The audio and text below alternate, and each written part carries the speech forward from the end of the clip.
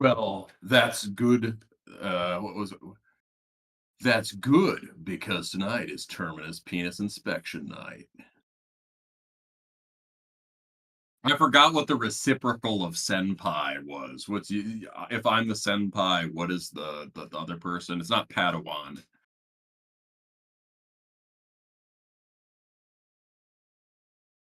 It's Lolly, right?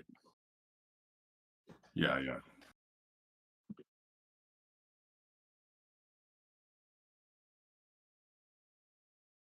For sure, for sure. Yeah.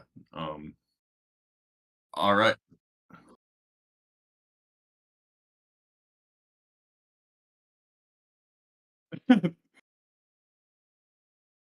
Thanks, bro. Yeah, hogs in the chat, boys. Yeah.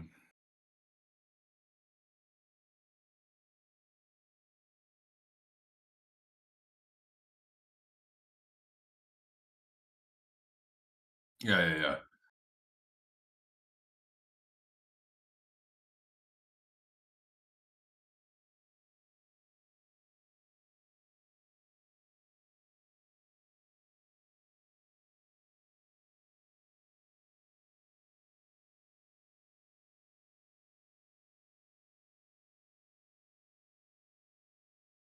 Yeah. Do I have to start watching Gothic King Cobra now? I feel like yeah, yeah. I guess I really I mean, at this point, it's a professional obligation, right? You know?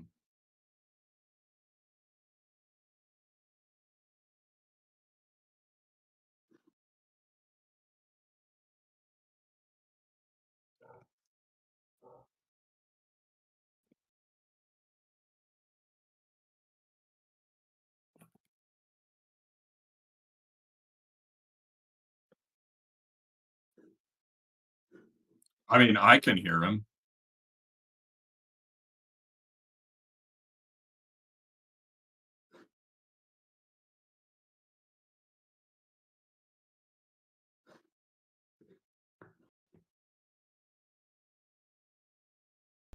Check, check. Checkarooski. Okay, yeah, I think I figured out the problem. Sorry, guys. I had my settings a little squirrely. I got in like 5 minutes before we started, so. Yeah, we were a bit seat of a pants in it, but I think I think by informal stream standards, we did pretty good. Yeah, no, we're Yeah. good. Hello, everybody. Yes, Death Metal Guy is Hi here. guys. Nice to see so many people in the chat. This is a real stream now. I We like got I like Landfish's idea of you just sort of like interpreting for me from the. You're like channeling my spirit. I'll be the oracle. Yeah. Yeah, yeah, my bad guy. I literally walked in from jujitsu like 5 minutes ago and just like shucked my clothes off and got set up. So here we I'm are. I'm also not wearing a shirt. Oh, did you do jujitsu or? No, but I did go get the I did retrieve the groceries by running and running them back with a pack on my back. So Oh, I did something. that's good. That's healthy for you. Yeah. You see, that was going to be a setup for no, but I was still wrestling athletic young men. Of course. Oh um fuck. so what's our I don't have any topic for tonight, but I had a random thought.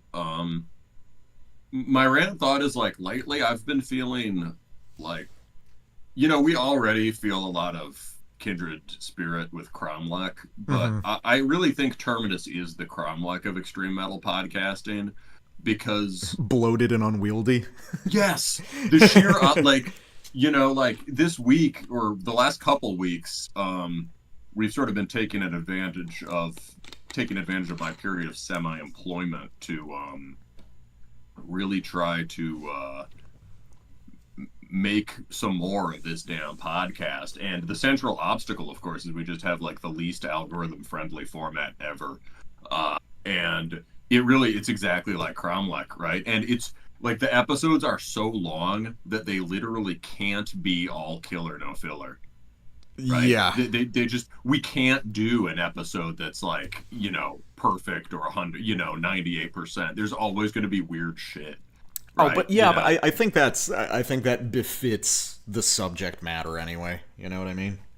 Yeah, exactly. We're the raw tape demo. Yeah, and yeah, it's the we set ourselves a hubristic task and then sort of slog through it with by the sweat of our pecs. Mm. Yeah, Oh shit. yeah. The episodes are so long that they have to at some point become incoherent. Right? It's a I don't think they ever get incoherent. We're incoherent. They're just hiccups. Yeah, Yeah. we're a lot less like fucked up on alcohol or drugs than in the early days of the show. That's true. Yeah, if y'all want to hear incoherent, go back to the Pan American Native Front split, Ifernac split. Oh That yeah, was yeah. that was a wild night. I was Some of our best. What? Oh, I was fucking blackout drunk, dude. I cannot recall recording the back half of that You were episode. blitzed from the beginning, and by the end, once you started talking about DSBM and suicide, you were like, "Go on." But it was still one of the best things you've ever done. Oh man. But the thing that really makes that episode is the extremely loud kitchen noise from your ex-wife. Classic Like, feature. and it's almost like feedback tones, right? It's just that whole episode is the I guess the fucking what's Black Salisa of extreme metal podcasting. Yeah, you see that I like to think, and actually, here's a good thing to ask the chat is, I personally think that the perpetual background noise in Terminus is kind of charming. You know, it keeps us grounded in our DIY ethos. Do other people find that annoying? Well, everybody loves a Wilkins chirp. Everyone's cool with that, but Sure. I like, or the classic like truck that sounds like it's backing up into your apartment that we've heard a couple times, or Yeah. random like bachata music being played down the block. Yes. Yeah. The or what about the mouse click? Oh I've yeah, realized the I've mouse had to click. turn off my remote. A couple audio files complained about the mouse click. I've now, as a matter of procedure, I turn off my Logitech remote mouse, which is so new that I'm still sort of smitten with it. But yeah. Well, I Oh, think despite extremely resounding castle walls of metal journalism. Thank you, Boom Duder. That warms my heart. Shit. Yeah, we've got our own uncontrollable reverb effect. yeah. I think. Oh yeah, Meat Man, TBMG's phone going off. Yes. That's the time most recently when I literally, like, I skillfully went to silence my phone and literally put it off silent. Yeah, no, it's I like to think that we still have some charm. I don't know, even 5 years More of in. an ASMR direction. Oh God. Yeah. Well, that would be our sad dark throne. We could do vampiric black metal reviews in the style of Dark Souls Lore to Cry to. Oh God, man. This And FromSoft, then have they announced their next project? Spectre. Well, he wasn't so sure about that. He crawled away into a cavern where his flame was squelched Spectral by Spectre. successive ages. Has the whole Go to War X thing like fully jumped the shark at this point? Oh no, every once in a while. The problem with Go to War X is that he keeps doing some stuff that is good, Yeah. right? Yeah, you It's can't really like, write off the label. No, it's like anytime he does Folio Arrow posts, he gets really into it, and I'm always like, "Yeah, get him, Goto." But then, like, yeah, there's just all these. I mean, from what I remember, he likes expensive scotch, so I guess the vampiric stuff keeps the scotch flowing. Yeah. I mean, It's well, that's the thing. Yeah, I think at this point, I guess the bigger problem for Go to War X is that it doesn't really have like. It doesn't even really have an identity anymore. There's just Right. there's so many releases. You know, shit'll come out on Go to War X and I like won't even notice it. And I think that like I mean, is Go to War X stuff just like in all seriousness, is it primarily just for like speculative investors? No, like dead serious. Like, are there people just buying Go to War X shit, like hoping that the band blows up and they can flip it on Discogs? I mean, yes, no, that definitely is happening. I mean, if I recall, the accusation was that the owner himself was doing that, Oh which well. I'm not sure that that could be fake news, but it's just I don't think it's fake. I think that I'd say that it's very real and it's far more than Go to War X. yo. There's a couple people here in the chat who might have some interesting Go to War X inside scoops just because of their position in the scene. If they do, you don't have to throw it in the chat. You can text it to me. I will read it on air Okay. if it's appropriate. Um, Well, yeah, I think but I think that I think that that happens with Go to War X, and I think that it probably happens with all the trendy black metal labels. I mean, like every time you see a label say some shit like, "Oh, well, we just found one of these left in stock or something," they're fucking lying, dude. Like, it's not like all this shit is thrown at random in your closet. Like, you have it organized. You know how many copies of shit you have left. Like whenever we found one last copy of this 12-inch, we're letting it go for $200. That's a lie every single time. what about so? What if what's happening with something like Go to War X is that we're just watching in real time and extremely sort of slow motion because we Terminus is like tuned into what's happening every single fucking week, right? When I'm on the Instagram, I see what's happening post by post. Is it possible that if we were just checking in on it casually, it would be obvious what's happening, which is that some labels like Go to War X are just becoming the new Profound Lore? Like, I don't even necessarily mean that in a bad way, right? Profound Lore at the beginning had a specific niche, which was like kind of hipster stuff, and then they sort of spread out and actually got better.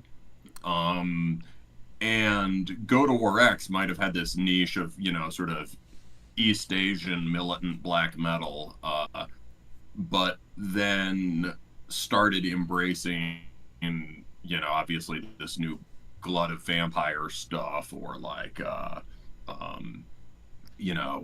the whole technically not NS from X culture thing, right? Well, that's like Azrar's thing, isn't Well, it? Azrar does that too. Azrar. Oh, Well, they're I mean, both I doing guess it. the bands, if you want to be really technical, I would say a lot of the bands on Go to War X don't.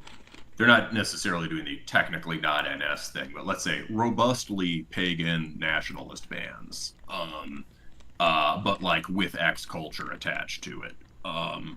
Yeah, And that shit is. I think that's actually like the worst part of like yeah, modern Instagram black metal is the like pseudo NSBM from random country themed after that random country, and it's probably all like the same five guys operating under different names. That shit sucks, man. yeah. The fact that it has a theme is a distancing mechanism. It means you don't actually have to stand behind the things you're saying. It can just be like, it's about a culture. Woo! Well, I also find Right? it. I find it really obnoxious, and I remember talking about this when we did that fucking Gautama Buddha review years ago, which is whenever they do one of these themed projects after a particular culture or country, all it does is like suck energy away from the actual material being made in that country. Yeah, well, like all the debate about mullah or whatever. Yeah, it's like there is a Middle Eastern black metal scene that produces very good shit. And so this sort of, I don't understand, like this forced exoticism, as though these scenes are not alive. They're very much alive. I have worked with guys from the Middle Eastern black metal scene. They're really cool guys who do really good work. There So, was that. There's that really good sort of psycho war metal band from Iran. oh yeah, the kind of Yeah, kind of industrial one. yeah, it I'm was forgetting kind of the like name. Diog or Tetragrammaton or something, but Yeah, like that was more really cool. clattery and lean. Yeah, and IOT from Lebanon have always been like a big standard bearer doing that sort of like industrial black thrash stuff. There's been tons of stuff that's come out from most of the countries in the Middle East at this point. I don't think that there's too many that are unrepresented at this point on Metal Archives. But when a band like Mullah comes in and does this like, you know, Middle Eastern exoticism shit for Western audiences, all it does is like make them think they know something about a scene that they actually have no experience with. And again, it sucks energy away from the actual bands doing the work there.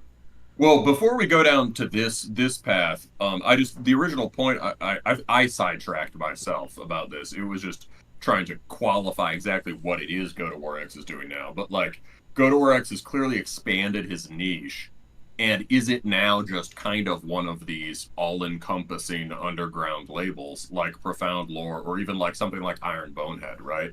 There's a core Iron Bonehead sound, which is the kind of shit we reviewed on this last episode, right? Just like sort of epic war metal, basically. But or Black Death stuff, elitist Black Death. But like Iron Bonehead also just releases a ton of shit, right? Yeah, so like are we just watching in real time labels like Go to War X become really big, and so of course they sort of seem to lose their identity? It's definitely getting big, and it's not like Go to War X doesn't have a long history to it. But Although if it was getting big, why not then just say, hey, we're going to do a 500 run CD press of this? because nobody does that shit anymore, because everyone's a fucking coward, and that's the thing. Here's a fucking hot take for everybody. The fact that metal physical media production has completely like just lopsidedly gone in the direction of vinyl, that is speculative right there. The primary, those are not designed to be listened to. Now, there are certainly labels out there who are honest and want this stuff to be listened to and to be appreciated as physical media, but I would say the vast majority of these labels, especially on the Instagram black metal front, they understand that they are producing collector's items that can theoretically be listened to on a turntable. Like, and the lack of CDs being produced, the most sort of available and democratic format for people to listen to in real life, the fact that those have been completely shunted to the side proves that people aren't serious about putting this shit out to be listened to.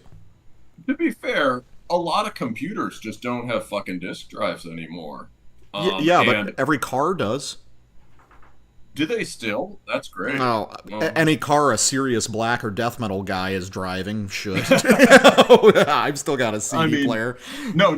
Yes, every car I've ever driven has had. Actually, no, when I was younger, it just did not have a CD player, and I had to listen to classic rock radio. I had a tape deck to aux converter that I plugged my iPod Mini into. Yes, yeah.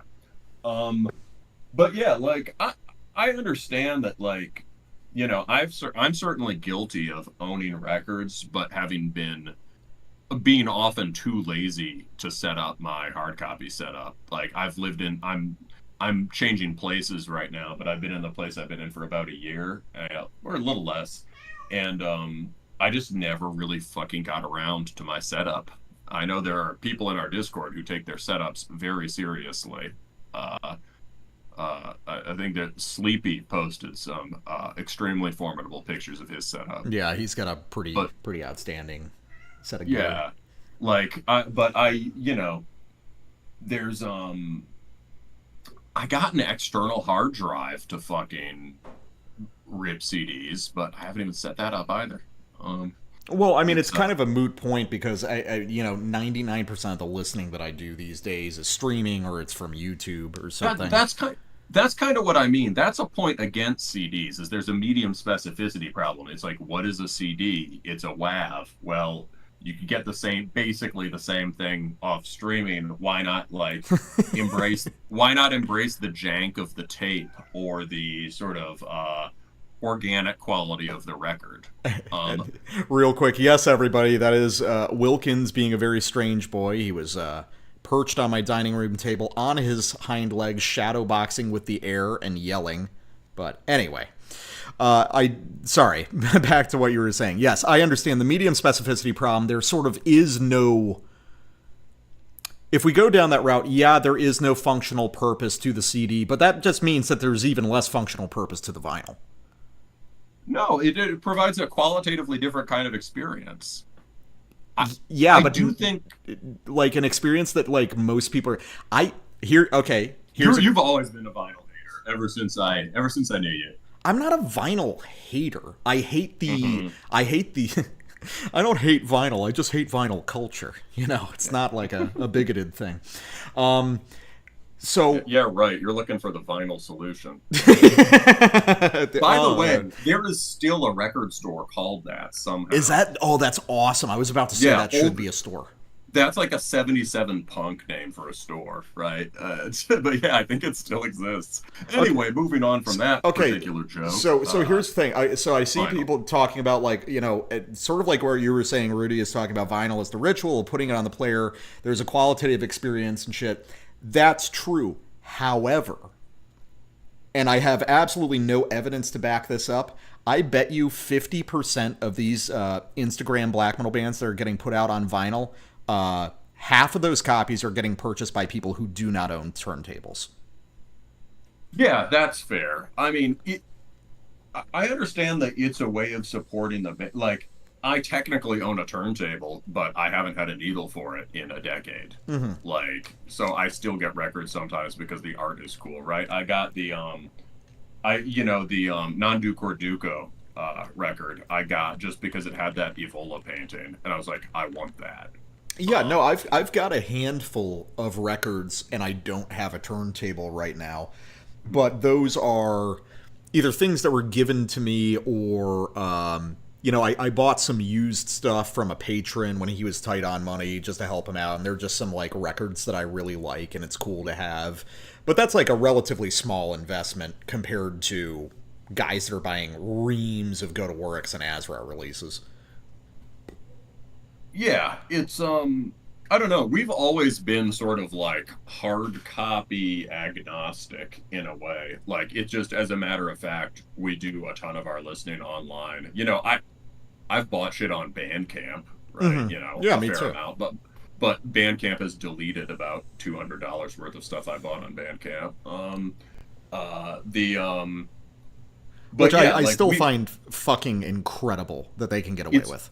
they're bluffing. Basically, they know nobody's gonna do a class action lawsuit to get them to like put their Graveland MP3s Yeah, no, back. nobody's gonna Um, like try to make an issue when it was all NS stuff that was getting deleted. But I'm just saying, well, then yeah. then vet your shit before it goes up, and don't allow it to go up if you're going to delete it. And No, yeah, it's literal fraud. I mean, they sold you the rights to what they. I'm sure they did some wiggle words in the contract as soon as they started doing this as en masse. But back in the day, what they sold you was clearly you've bought the rights. You've bought the. You can download. Basically, you can stream the stuff. You can download at any time. Right, mhm. is what you buy, and sometimes you buy hard copy. But and initially they were. I think the first time they really did this, it was with the newest Death in June record that came out a number of years ago, and they negotiated something at the beginning where like you could you couldn't see it in your collection, but if you had bought it, you could still stream it Mhm. or something like that, or like you could stream it under some circumstances but not others, and they just got rid of all that. Death So in yeah, June. Death in June really still gets that much heat. yeah, I mean Oh, that's the people who started complaining about this shit in metal in the US and Britain cut their chops complaining about Death in June. That okay. was the Yeah, that's not my yeah, scene. So it just yeah, seems yeah. weird because Death in June is just like Death in June is like borderline record collector nerd shit to me. Like that's just a band that like I, cool people with sunglasses like. Yes, yes, it was, and it certainly was that. If around in Brooklyn around the turn of 2010, that was certainly the case. It was a very cool band to say you liked, and then certain things changed in the broader climate, and everyone backpedaled really fast. But there was a streetwear band that did a Death in June run. Yeah, Yes, Pagan of the North. There, yes, there's still people hammering about Death in June and video essays. Yeah, definite hard cutoff, right? Um, a bunch of people had to change their haircuts really fast too. But but yeah, I don't know. So like, we've always been like, we collect hard copy when and how we can, but I've never had the disposable income to have a lot of it. Right? You Yeah. know, I buy tapes a lot because tapes are still under $10. Oh, Landfish remembers it. Fucking Mishka. Yup. What is Mishka? It was a streetwear brand with some sort of vaguely Slavic theme that had a Death in June. They were doing Death in June and Integrity collabs. So, yeah, Okay. like, right. I don't know, I kind of find the whole collab thing very silly. Honestly, Rudy, women loved Death in June. It's just, you know, women loved Death in June, especially back then, but they still do. Um, it's but yeah, the anyway, also I love that we have someone in our chat called Torre del Silenzio who only comments silence. He only comments like periods and commas. That's extremely cryptic. I like Excellent. it. Yeah. Let's I mean that is kind of interesting. You know, this whole conversation always brings me back to something that I find very funny, and we've talked about it like in fits and starts, but the uncancelable nature of brutal death, because it's like so brazen, like nobody even bothers to attack it. yeah, Like yeah. maybe it just never occurred to anybody that like, or I don't know, it's like, has nobody tried to make hay over like artery eruption being Oh, like, I remember in like 2014 or 15, people tried that with death metal in general. And then, you know, I think the death metal bands that cared about it weren't doing those things anyway, right? You know, yeah. and then, right, the OSDM people were already pretty PC. And then outside of that, right, it's just brutal death, which is just the drooling mongoloid in the corner that has no social capital attached to it. So you don't even need to police it. Oh yeah, that's fair. Yeah, you gain nothing by like there's no desire to make inroads in that music by Right. that group of people. Yeah. So there's like, yeah, there is no social capital in attempting to take it down. No, it's just like, yeah, I'm sure that all that initially happened was like the kind of guys who are in neck rot were like, okay, let's not write that, let's not call that next one prostitute mutilator. Let's call it ethereal void. You got really close to an actual band name there. It was Ethereal. it was Prostitute Disfigurement. Oh, that's right. Yeah. I was actually Um, listening to Left in Grisly Fashion the other day, which was that was actually a really big death metal record in like the mid 2000s, and it's mostly forgotten now. It's still really cool though. Anyway, by unrelated. prostitute disfigurement. Yes, yes, I Yeah. believe they were a Dutch brutal death band, kind of like Death Grind.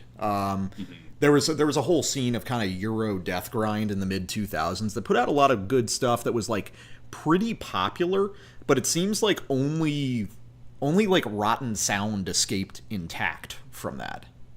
Right, right. There was Rotten Sound and Nasum, right? Yeah, well, Nazem was more straight up grindcore, but yeah, I mean they were playing with all the same bands. Hmm, hmm. Yeah, so I don't know. It's very Ooh, curious. Big Billy's in the bathtub. Is he? Yeah, you got to get your Big Billy out for the inspection. Yeah, everybody line up. We're flattening them. Ugh. Oh yeah, yeah, yeah. 10 hours of slapping, please. In the tub, naked and laughing. That's definitely what's up, tubes. Hmm. But yes, you will. I think you will have to become a. I like how being a King Cobra fan. Like somebody said in the chat earlier, it's becoming part of being a metal guy. Is being into like lolcow shit. I don't know. Yeah, It's really interesting. I really missed the boat on this. Right? It's because all my Chan humor is like third hand. Oh yeah, and you also. I mean, we've talked about it before, but you've never like just lived on the internet in the way that of us have. No, I spend too much time on it, but in the way someone with crippling ADHD does. Like, I'll just be like scrolling through the comments under a YouTube video for way too long, It's and then like I'll be like, what am I doing? 8 tabs of Um, different Wikipedia articles. no, not like that. I'm not like spastic ADHD. I'm the opposite. I'm like hyper focused, which means I either hyper focus on something that I'm trying to get done and being very productive on, as you have experienced, or or I hyper focus on something that I shouldn't be doing and just waste a ton of time. But like, so I can spend a lot of time on the internet, but I've never been that internet. And it was really, I think it wasn't until like 2016 that I discovered memes. Yeah, you Um, weren't like a a degenerate kid raised with unrestricted internet access. no, the funny thing is, I sort of ended up with a lot of similar interests to those people. It was convergent evolution. Uh, it- yeah, I think I found memes mostly on those old Facebook pages people had before Facebook got really sort of really censored. Yeah, it was. Um, It's too bad the era that like 2010s era of like text posting, mhm. comedy pages that was really sort of a direct thread back from something awful. And like people say weird Twitter was Mhm. there, but I've always thought that was because that came from a different group of people on something awful. The lineage of these various things I find really interesting. It's honestly that's like When one of my biggest interests is just sort of tracing internet culture. I really like that. Yeah, well, Nidstank, that's awesome. He sent Yeah, yeah, yeah. Coves the Grunter shirt. Yeah, we were talking about that. He sent me some screenshots of it. That's It's pretty awesome. great. I want to send it. I think it'd be cool to send Copes like how stridently NS like merch could we send him before he I realizes? assume he wouldn't really care. Oh, I think he would He's care.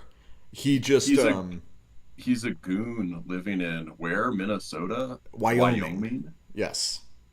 Who's gonna cancel the Cobes? Well, no, but Cobes presents himself as yeah, like as surprisingly like progressive and considerate in this sort of Oh, like yeah, in this sort of like dumb guy like in the same way that your like conservative dad tries to do it. It's just, just right, like well, I don't have any problem with those kinds of people. He like says it really stridently, so you like right. get the idea. That's Is how it sort of Cobes just is. like he still has like the smart person on the internet ideas that were normal like 15 years ago, basically. Yeah, kind of like you remember South Park Republicans.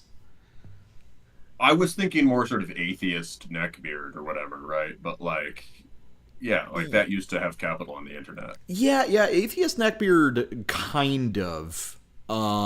He does like to rant about Sky God a lot and how the Christians worship their fucking Sky God. Yeah. Not I his. mean, what god would you worship? A brick god? Well, he worships his own Cobra God in a religion of his own devising. I can respect that. Oh, by the um, way, Damn Devotion says, remember Chris Moyen going after Cobes for using his art without permission on one of his album covers? That's fucking sick. who's And Chris Moyen? Moyen, he does a bunch of the goat fucker art. I think he does a lot of like war metal art and shit.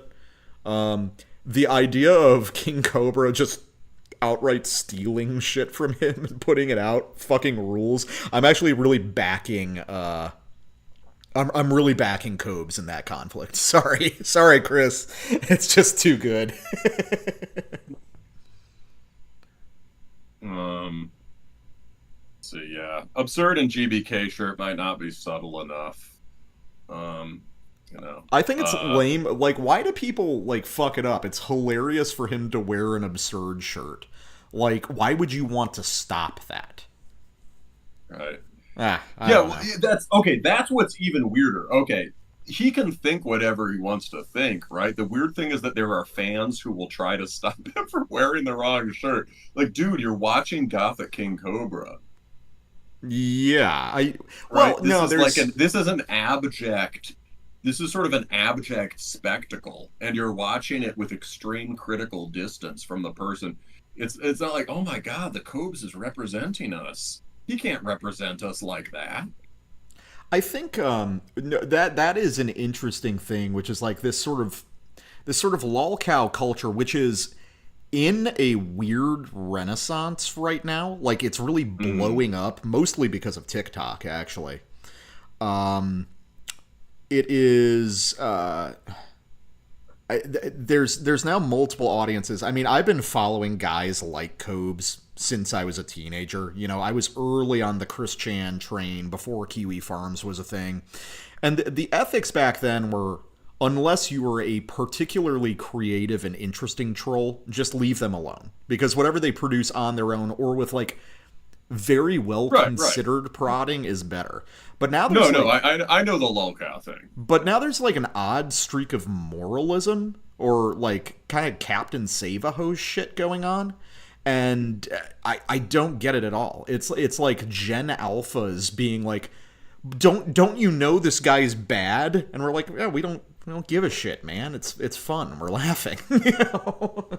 Right. It is good that there's a revival in this culture though, because it's very funny. And Yeah, get back it's to just mean good classic internet. sociopathic old internet. Yeah. Man, take me back, bros. Yeah.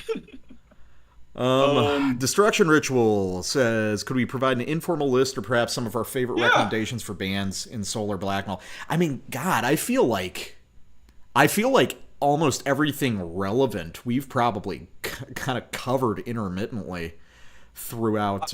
We've it's definitely like, yeah, destruction ritual. I mean, you've been with us for a long time. I think you know a lot of them, and it's also one of those things where like, like pornography, I know it when I see it, right? Is it solar?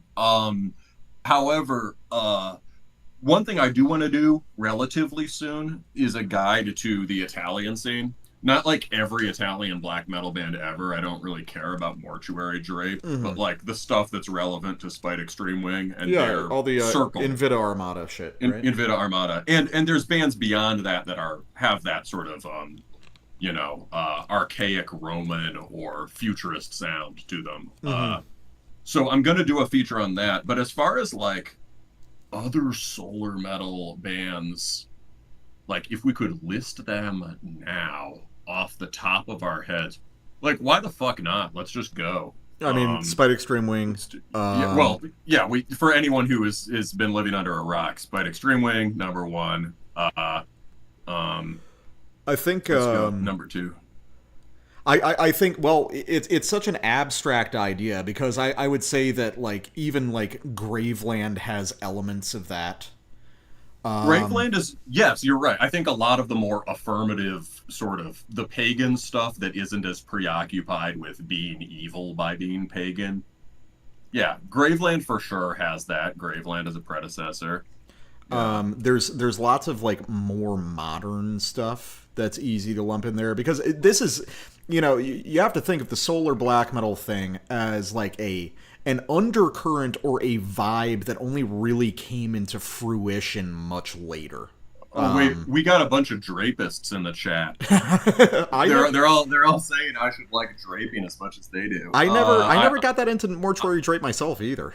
I, it was a long time ago, man. I think it sounded like it was a weird 1.5 wave thing, right? Where it's kind of like Celtic Yeah. Frost, but it has those hammer horror keyboards that the Italians love. Yeah, it's just Yeah. I don't know. It's sort of like almost too conspicuously heavy metal for me. Yeah, same. Well, yeah, and if it's that much for you, then for me, for sure. I mean, being into mortuary drape is like being into root. I'm not gonna like talk Right. shit about it. It's like cool, but it's like it's Yes. so far from like what I'm trying to get out of extreme metal. Yeah. It's Yeah. just like it's not part of my array of interests. Exactly. There's no hate for the Drake. But I think like, yeah, Root is cool. What's the other Czech band from that time? Master's Hammer is cool. These are cool bands. Anyone who likes them, good on you. I might even like, I'd be interested to hear what you think of these. If we were just like drinking some beers, yeah, tell me about Mortuary Drape, or put some on. but it's not the I'm just trying to say I didn't mean to want to make an exhaustive list of the Italian scene, just of Mm-hmm. Italian black metal bands, just a specific style of it. Of course, I bet all these guys would be like, "We love Mortuary Drake. It's essential to our sound." And I'm like, but Yeah. yeah. So yeah, I mentioned the older one, Gash review as well. Yeah. I mean, Makwa is a very good example of an American band that has that sound, as is Finn. Mm-hmm. Um, Yeah, Finn, the absolutely. Makwa guy replied after our earlier review. He was like, "Oh, I think solar metal is a very good name for what I'm doing." But yeah, Finn was one of the first. I mean, honestly, Finn was the first band I ever heard where I was like, "Oh, that really sounds like Spite Extreme Wing." Mm-hmm. Uh, A um, little more off the beaten track and older, but I see a lot of what Take did as sort of mhm, like mhm. a preface to that. Same with Yeah. Hiralorn. Um, Toke, Hiralorn, Graveland are all good examples of precursors. Baze Ma'ash more recently, right? They have that kind of their KPN influence, but they sound way brighter than KPN. mhm. Or maybe it's a dark black solar metal, but it's the sun, that Aura Flam band, right, had a Yeah. kind of real brooding darkness to it, as does Spite Extreme Wing at times, Mhm. but it's clearly different from nocturnal sinister black metal. Letitia and Holocaust for sure, yeah, contemporary.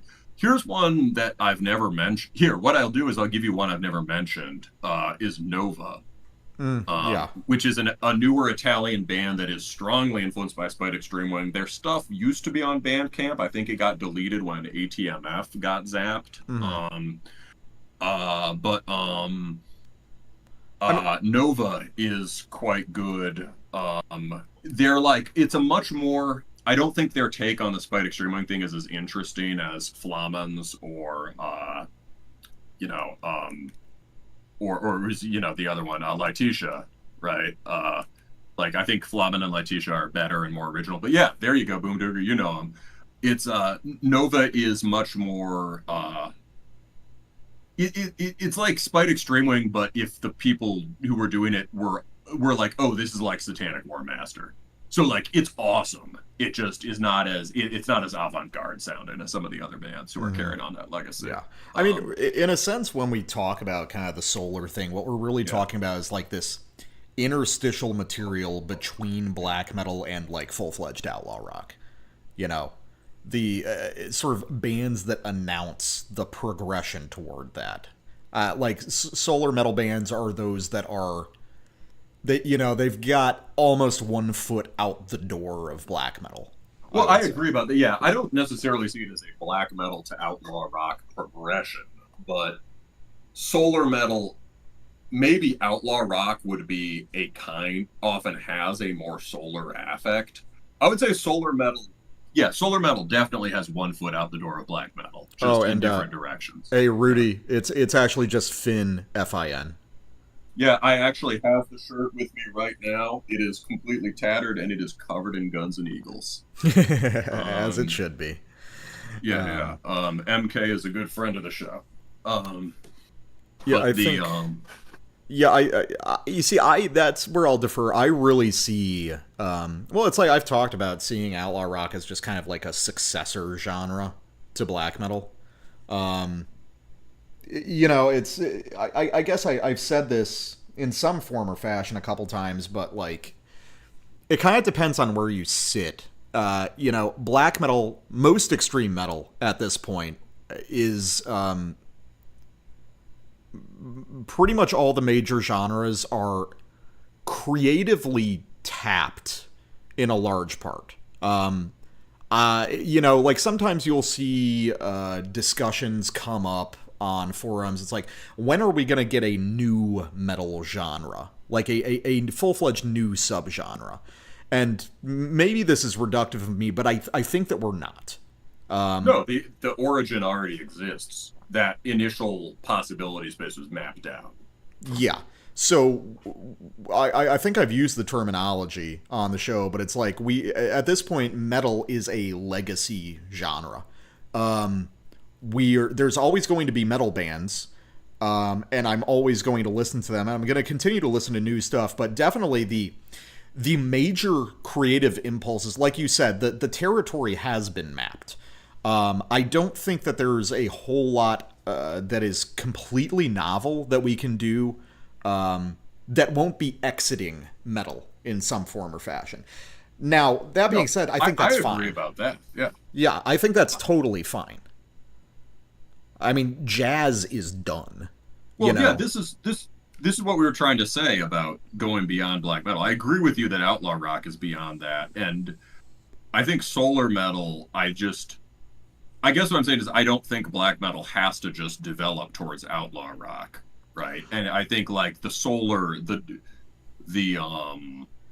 uh the solar feel is a lot broader and includes a lot of things like like the earlier Spite Extreme Wing records that have nothing to do with rock, or that you couldn't even jokingly characterize as rock.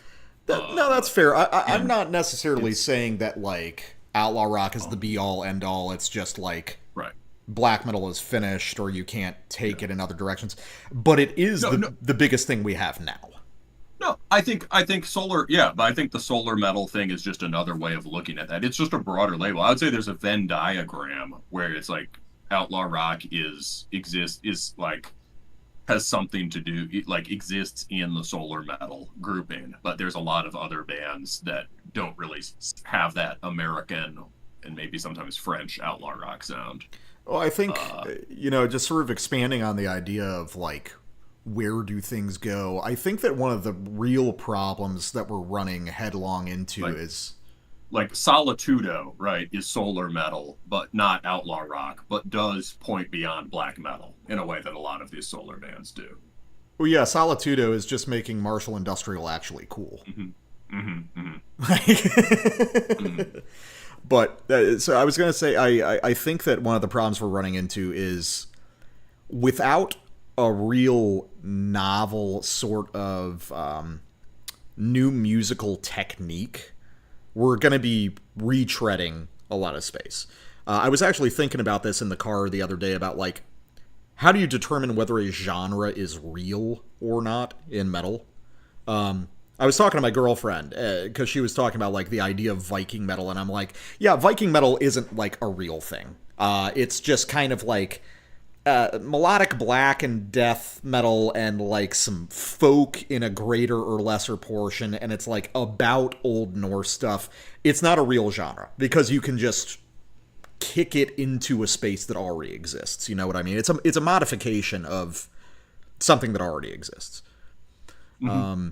So what advancements have been made over the past, like, 20 years? Well, one, I don't like it, but it is just, like, clearly its own entity is gent.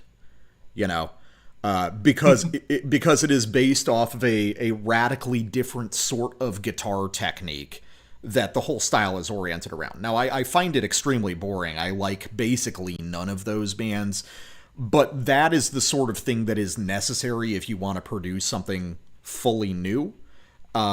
But I would also say I don't think we're probably going to like any of those new things that come out.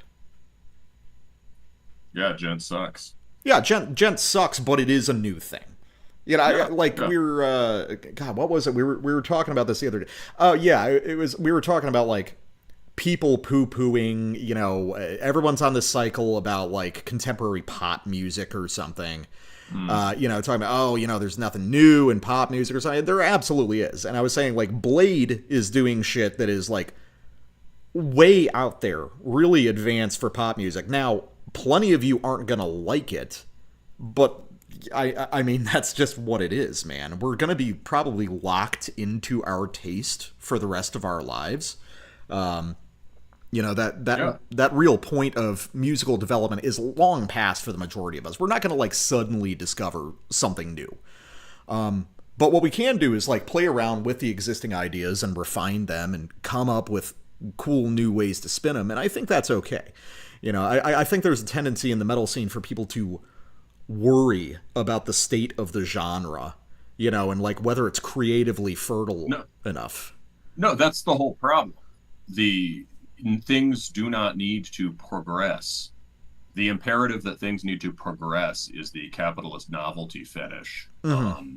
applied most often by people who are critical of capitalism. and it's that sort of transferred into the displaced into the cultural sphere. Things don't need to progress. It is true that art, like everything, changes, and its vitality is to some degree determined by whether it can bring forth something new. But like it doesn't do that by progressing. That's the whole accessing the origin thing we talked about on the Spite Extreme Wing episode. And just the reality is like any one artistic idea is sort of finite. That's just the nature of the creative process. Now there's certain things that are immortal. Certain sort of broad structural ideas are immortal. Like I always talk about how like Greek drama, forms the template for basically every kind of story we have in the Western world. That will never go away. So in a sense, that is an infinite pool to draw from. But in terms of like niche, stylistic or aesthetic ideas, yeah, they're kind of finite, and I think that that's okay. You know.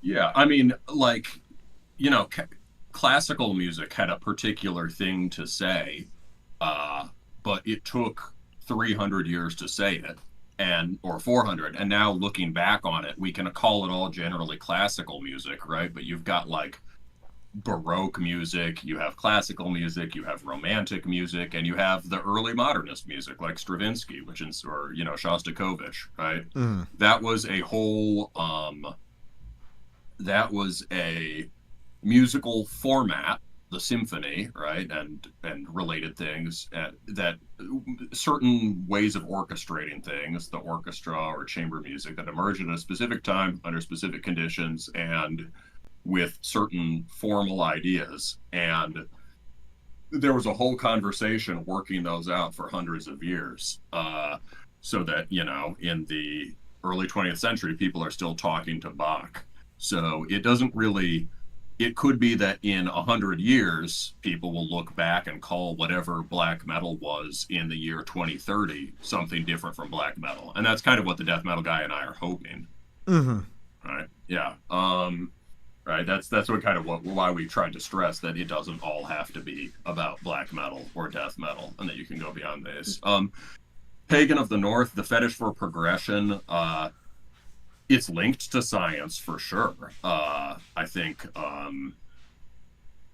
the continued development of post-Newtonian science is one thing that makes people think that progress in all other areas, that progress is a good way of evaluating other areas of life.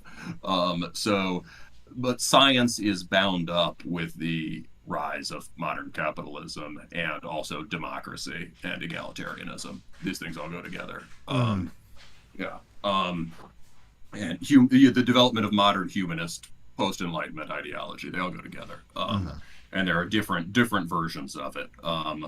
But yeah, the idea that newer certainly does not have to be better, and you often get newer by attempting to more deeply channel the spirit of something ancient. Yes. Right, Hypershem. The question is always progress towards what? Yeah. Um, Well, I think that's also where, this is kind of a dumb thing to say, but, when it comes to that novelty fetishism, a big part of that is just a sort of like basic human insecurity. This attempting to hold on to an idea of a certain place in culture. And I think that when people feel that a particular artistic subculture is stagnating, they sort of feel like the earth is turning to sand under them. They don't know what they're. oh, it's What? about status. Yeah. I mean, in some sense, it's status. I think it's really just sort of identity. People feel their identity slipping away. And I don't know, man. It's like everyone wants to be perpetually relevant. But I think that it's okay culturally. It's like, look, we're all getting older. You and I are in our mid-30s. We are far outside of like the window of meaningful pop culture. at this point. Deadass. Yeah, and that's fine. You know, I don't feel any insecurity about like, oh, I will not be able to dictate the flow, or like I will not be able to imagine that I am helping to dictate the flow of popular culture. Yeah, of course I'm fucking not. I'm too old for that, man. Well, as critics, we are sort of inherently as critics, we are kind of inherently invested in trying to influence the flow of our own bizarre subculture. But Yeah, but it's a subculture that is, you know, getting back to my idea of this being like a legacy genre.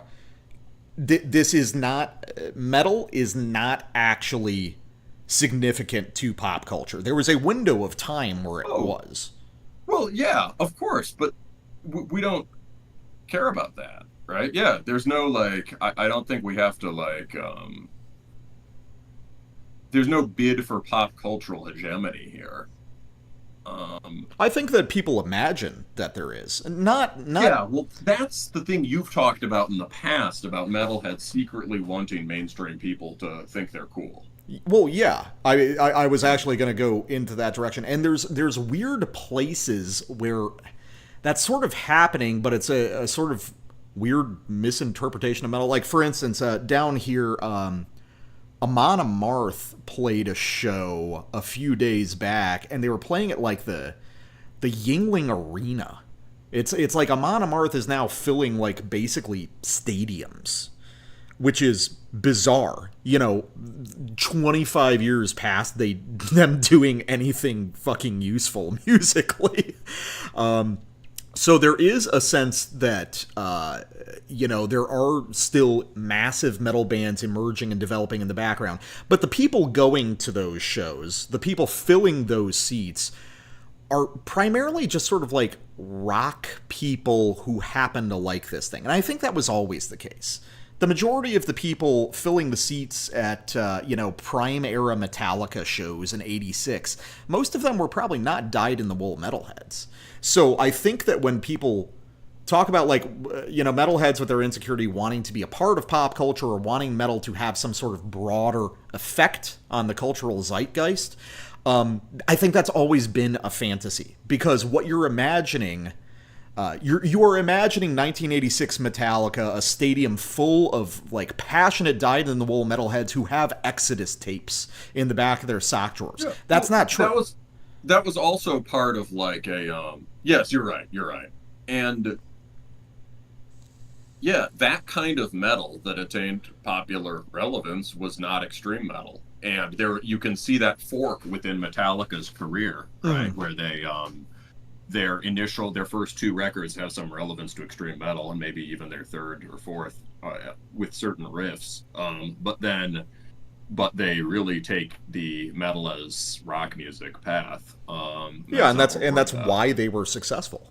You know. Yeah, I mean, I think we have to kind of. But yeah, I don't want to resign myself to thinking of this stuff as legacy genres. In that, I think we have to struggle to like. You know, like for everyone invested in a thing, we have to struggle to preserve, and not just preserve, but rejuvenate and transform that which we love, right? So like, I don't want metal to become like jazz. And part of that might mean going beyond black metal, whether it's solar metal or outlaw rock, which maybe isn't even metal, or pushing death metal into territories that aren't death metal and maybe not even metal. Like, we definitely have to become less wedded to the term metal in general, I think. Well, I think even though a lot of the most interesting stuff lately has come from, as you've pointed out, people in black metal, say, getting less insecure about an influence from classic heavy metal. Mm-hmm. Yeah, well, I also think that it's like, okay, so when I say legacy genre, that does not mean that we're like, this is just a museum now, you know. We're okay, just, yeah. That's like the jazz or classical thing. But what I'm saying is, a lot of metalheads are going to, if they're passionate about metal being a thing that continues to thrive, and it is thriving in its own way, even now, they're going to have to change their paradigm of what success looks like. Because I think that there are still people that are waiting for Iron Maiden 2, the Squeakquel. And it's like, that's not going to happen. Which is totally fine for me, but I think that like spiritually crushes a good chunk of the audience. Interesting. You think even for stuff we like? Yeah, I think that, yeah, even for stuff that we like. Okay, so... Well, what about Blackbird? I think he has a shot. No, dude. Anyway, Well, no, well, let's keep in mind that, like, okay, so, big tent of metal, smaller tent of extreme metal, even smaller tent of, like, Instagram black metal tapes, and then tiny little pup tent in the middle of that, which is, like, dyed-in-the-wool extreme metal guys with autism who want to listen to people talk about it for 3 hours. Like, the experience we have with our audience is so... it's such a massive distortion of, like, what extreme metal even is, at least in terms of the listener base, that I think we can get off track as a result. I think that you might be underestimating how uncritical the vast majority of the audience is. yeah, well, there are a lot of people with like Streams of Nile hoodies, and you see them like in public. Yeah, but Or those Rivers of Nile, or yeah, whatever. Rivers of Nile. Yeah, Yeah, like that sort of shit is, I guess, actually extreme metal, and it's extremely popular. So yeah, but that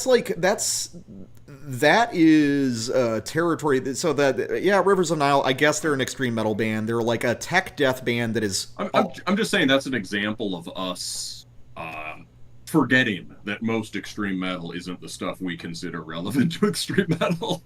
Right? Yeah, It's exactly. like a lot of stuff is, or River. What's another good example of that? Like that sort of stuff that is actually very popular. I mean, everyone loves Lorna Shore, right?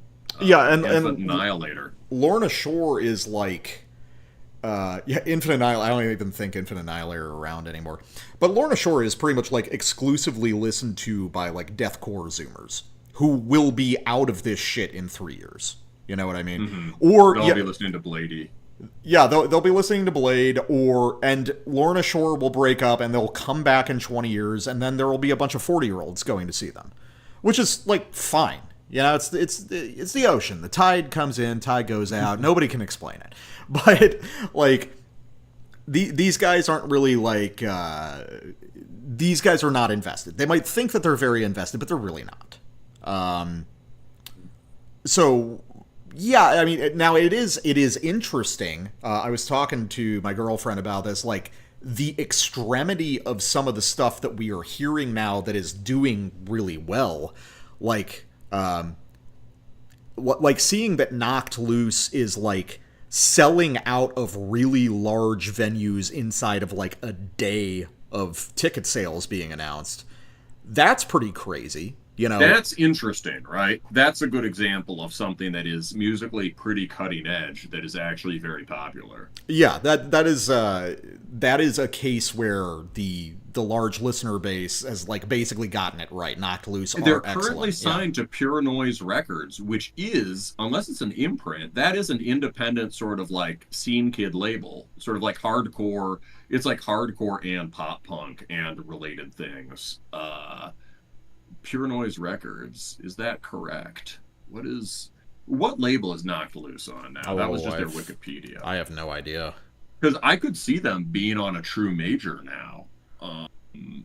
Yeah, and it's crazy the success that band has had. But it's also fascinating because it's like I've been listening to the new Knocked Loose a lot lately because I just stumbled across and I saw that it was just released a couple weeks ago, and it's like really fucking extreme, man. It's kind of crazy to think that there's like a lot of kids really into this because it's far more extreme than any popular hardcore from back when we were in high school. You might as well tell. I feel like you may as well tell tell the lads we're gonna review this one. Oh yeah, yeah, we're gonna cover the new Knocked Loose, just because they're a band that I'm really enthusiastic about. I think that they are revitalizing metalcore in a really important way, and I just think they do excellent music. Occasionally, the big crowd selects a band to bring up from the underground for the right reasons. But you're right. It is when a lot of people liked metalcore when we were in high school. It really was Killswitch Engage, right? Yeah. Which is just I mean, there's a lot of good things you can say about that band, but it was definitely extremely poppy. Oh yeah, it was very poppy. Yeah. So I find it interesting that people are so into Knocked Loose, which is like for multiple albums now has vociferously refused to compromise how extreme it is.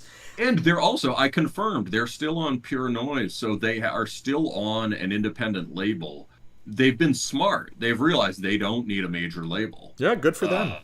Which is, I think that was the problem. Code Orange had the original shot at doing this. You can often see, like, I feel like in music, especially with like bids for big popularity, you see one band almost make it, and then another band just like tweaks the formula and makes it sort of like the MySpace Facebook relationship. Speaking of technological and scientific progress, or like, I don't know, there's like a Tesla and then there's an Edison or something. Yeah, well, the first person like, to an idea rarely has it mastered up front. And even if they, you can argue Tesla was the real master or whatever. Okay. Oh, real quick, Sleepy just said Knocked Loose headlining 2 days in a row here in Louisville. One of their opening bands, Poison the Well. Hell yeah! But that's fucking Poison the Well is opening for Knocked Loose. Yeah, that is crazy. Poison the Well is sick. Yeah, Poison the Well is great. That is crazy to think that they've gotten to that level. Yeah, that's very funny. But yeah, so like Code Orange was the band that was initially going to do this, and their music was incredibly harsh, and they had a big surge of popularity, but then they signed a Roadrunner and broke edge on all the cocaine. I don't know that that's literally true, but I think that's what happened because they did like music. They did music video. Have I already talked about this on a live stream? It's really funny. I don't think so. I saw Code Orange when they were still hungry, and they were one of the most crushing live bands I've ever seen. And that was when the beatdown thing was pretty fresh. So it would have been like 2013 or 14. So really just like Xibalba and a few other bands were pioneering this. Code Orange was doing this. I saw them in a small venue with a DIY venue with a low ceiling. They were terrifying. Almost nobody was in the pit because of how heavy Code Orange was. I instinctively thought of them. I assumed they were older than me because they all looked so fucking weathered and just like serious, right? And they were way younger than me. And they were a very formidable band. And then they got signed to Roadrunner and were early adapters. I think Code Orange has to have been super influential in Zoomer aesthetics because they were early adopters of like 90s mainstream culture is cool. Right, like the Jinko crap, and they started doing music that was influenced by nu metal and Nirvana. And the nu metal revival is like you see mistake. I don't think so, because like Code Orange was one of the first to the table with that, and they didn't succeed, and then Knocked Loose started incorporating all the nu metal revival shit, and they've exploded. Oh, I think nu metal is a fair game as far as an influence. Xibalba did that too, right? They were like, no, actually, we like Roots era Sepultura. Yeah. I think it's fair game as an influence. I just think sort of this next wave has revived a lot of the aesthetic aspects of it that were extremely lame. Like, I think there's just been an undiscriminating adoption of nu metal. Yeah, I think that's just growing pains, though. They'll develop a new language for it. Yeah, I hope so. We've been on like Molgoth for 10 fucking years. Code Orange, though, they developed this kind of more like avant Molgoth aesthetic, and they were on Roadrunner, and they started doing these really expensive videos. And they did one where basically like every member of the band was an action figure of him or herself. Oh, that's yes, they were on the WWE pay-per-view. Exactly. Yeah, that is crazy. And so they did this big promotional binge. And if you see these high budget action hero music videos they did, you're like, they have to be yacked out of their minds, right? Just like everything I do is I'm creative, everything I do is genius. We're going to the moon. And so I think Code Orange kind of got snuffed by their own hubris, but now Knocked Loose have quietly and consistently built without compromising their sound, and now they're huge. They're way bigger, right? Yeah. It's Yeah, Rudy says I've never even heard a Code Orange song. Yeah, I think their moment was done by 2020. Oh Mm. yeah, yeah. No, like their cultural relevance. Talk about a candle burning at both ends. They were the biggest Does thing in the world for a year and a half. does Candy now sound like new metal too? I guess that's not surprising, but didn't they originally sound like hardcore? Weren't they on one of those what was that label? It was a good label. The label that was supposed to be like what did they say? It was like too hardcore for metalcore, too metalcore for hardcore, whatever. It was a good but yeah, that's funny to hear. Of course a band named Candy would sound like new metal now. Yeah, I've never even heard of them. They just had pictures, but they had album covers with sex on them, so they got big. Oh, that's cool. I support that. Yeah, yeah. Mm. Oh man, yeah. No, the new metal Boomberger revival. says quietly, "Ha ha." Yes, pun intended.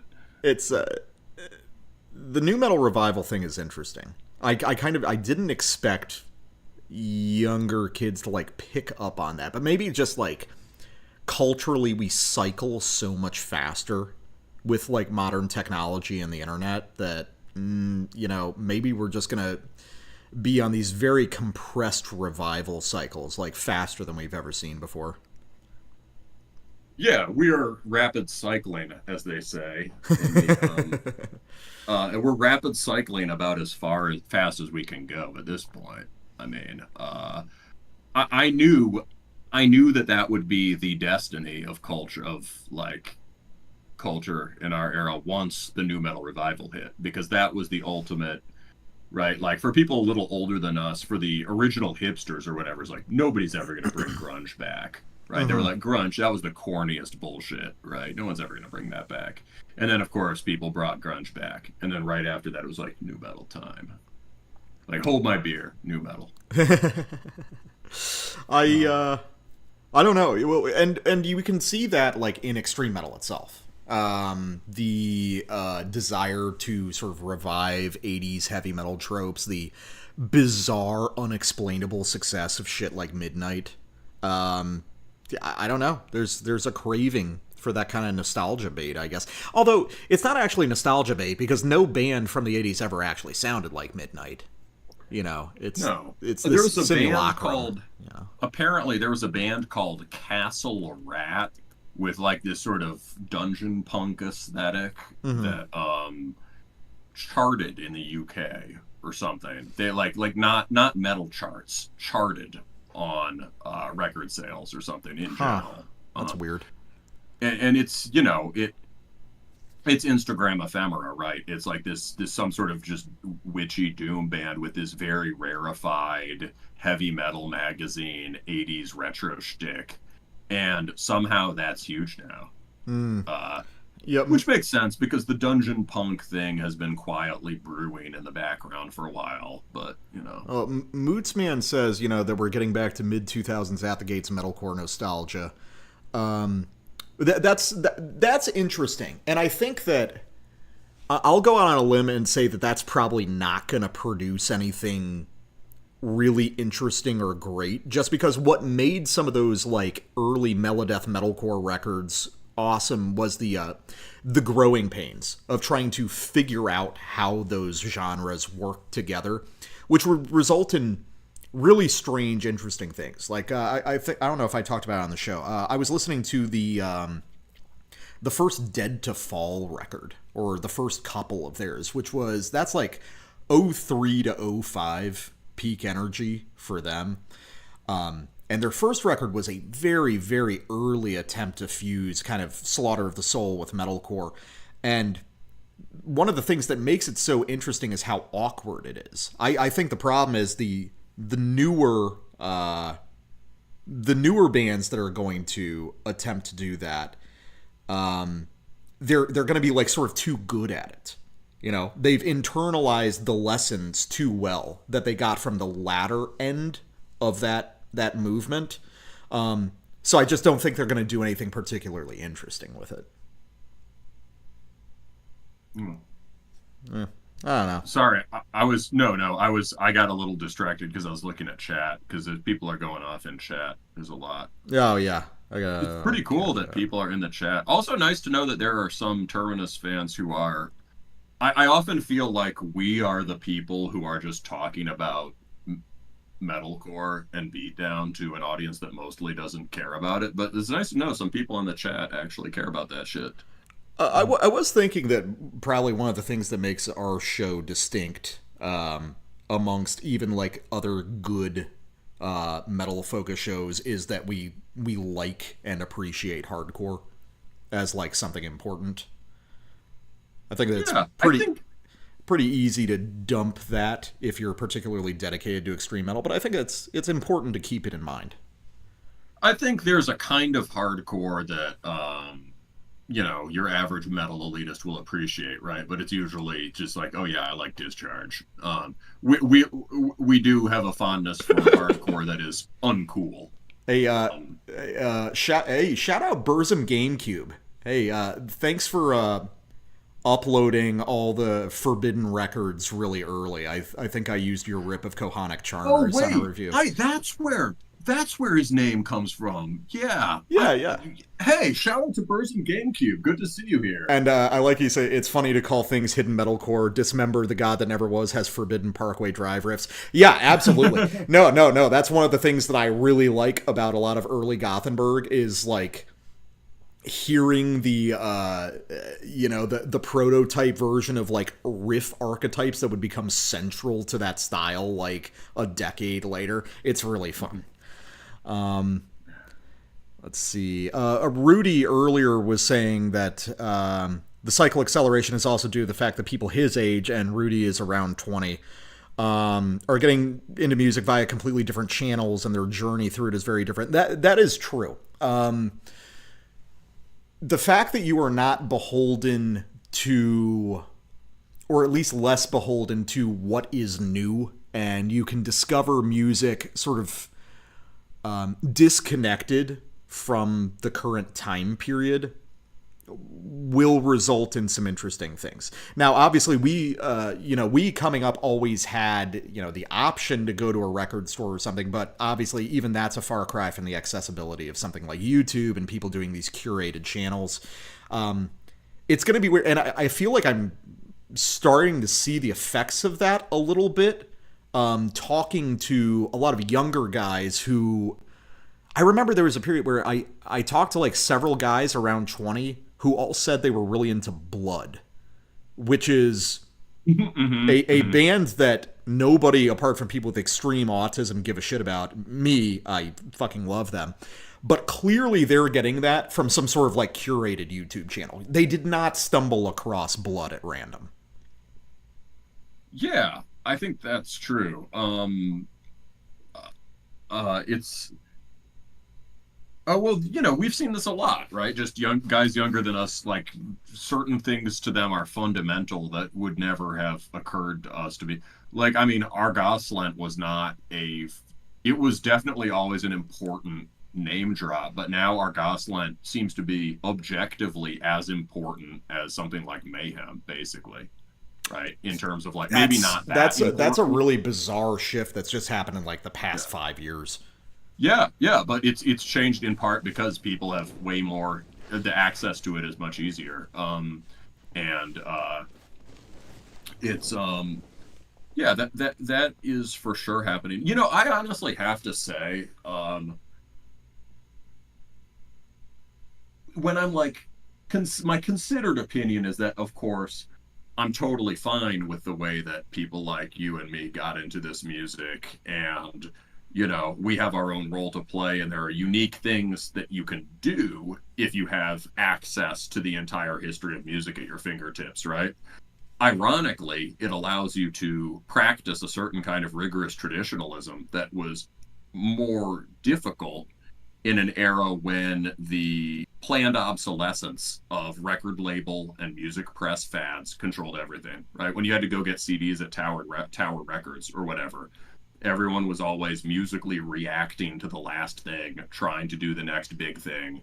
And there could be things that were productive about that, but also really limiting, and have that kind of narrow sort of novelty fetish thing we were talking about. But like, so there's a lot of opportunities we have because we grew up just using metal archives, using blogs, using YouTube as a resource.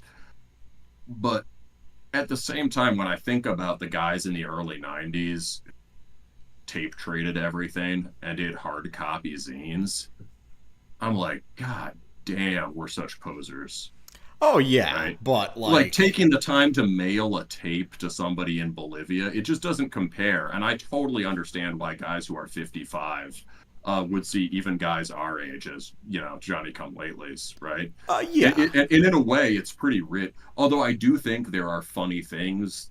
I do think there are bad game of telephone effects that happen with the sort of hyperspeed zoomer tape black thing.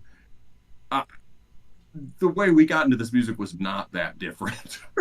No, no, it certainly it's wasn't. And it's I, yeah. I think that is one totally okay to get into this in whatever way is appropriate for the time period. And I also think that it's totally okay that the older generation continuously rip on the younger generation for how they got in. Like if we Yeah, that's appropriate. That's hazing. if we lose that, like the hazing quality of the metal scene has really gone down. Yeah. And like No. reestablishing like belligerent gatekeeping Yes. is crucial. Yeah. Half our listeners are Zoomers, but we constantly shit on Zoomers, and we have to. Yeah, Fair yeah, enough. no, like, and that's natural, and that's like part of the genre. This is a genre that is, where sort of like meticulous historical knowledge is, that's like a point of pride, and that's like a central quality of this. So ripping on people who don't know their shit like should continue. It's not gonna fucking kill them. It doesn't matter. Hey, tape traders don't understand seedless torrents. Yeah, I mean, tape. What I'm trying to think about it charitably to us with the tape trading. One, they spent so much time sending the actual tapes and xeroxing the zines that they didn't have that much time to like write them. Right? The style of those early things is awesome, right? I mean, like, next up we have a new demo by Satanic Fucks with two Ks from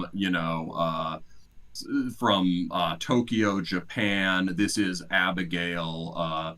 Abigail sounds like old hordes in vein of Bathory and Sodom, but with new school nuclear non-destruction. That style is cool. It's extremely expressive. It instantly defined the style of these genres when they were at their fertile origin points. But there is something to be said for having spending a little less time on research and more time on like a little less time on like nuts and bolts and more time on like research, right? We have a benefit of hindsight to some degree. Oh no, yeah. Stylistically, those old zines rule, but you're not going to get any like useful content.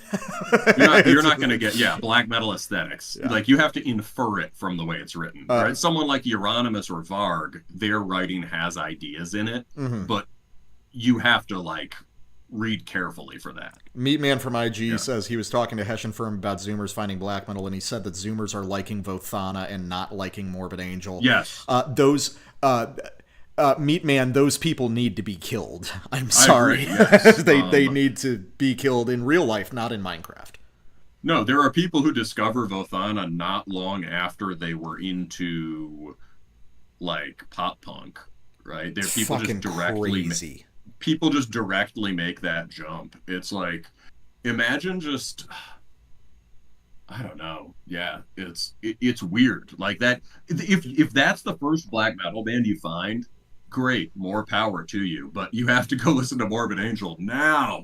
I will say, and this is a place where I'll kind of pivot because, like, back in the day, I always, so when we were coming up, it was weirdly common for guys to, like younger guys on the internet to make this sort of strange conscious decision to, in big quotes, get into metal, and they would just sort of voraciously consume lists of classic albums.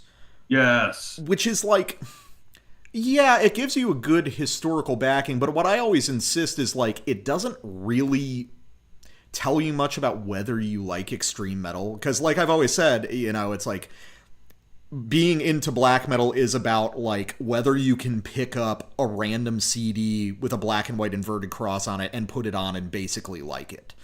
Because, like, just listening to Day Mysteries and Pure Holocaust and Havis Lasset and Antichrist and shit, everybody who's into music will like all those things because they are all brilliant albums that transcend the genre. It doesn't really tell you much about liking black metal.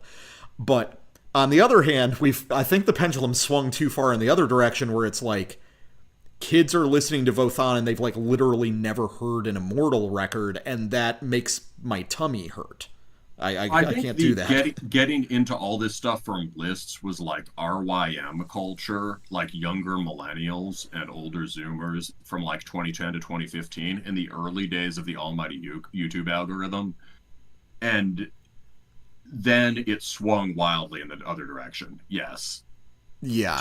To this just sort of like random, weirdly high valuation of random particular projects that are at best, like, good. Yeah, and they're probably like whatever you heard first. It's like we all really like our first shit. It's important to have some contingency to that, for sure, right? You've got to just get into some shit at random times. There's all sorts of stuff that I wish I had known in high school that I just totally didn't, or that I wish I had known when I was in my early 20s that I totally didn't. But that's being you.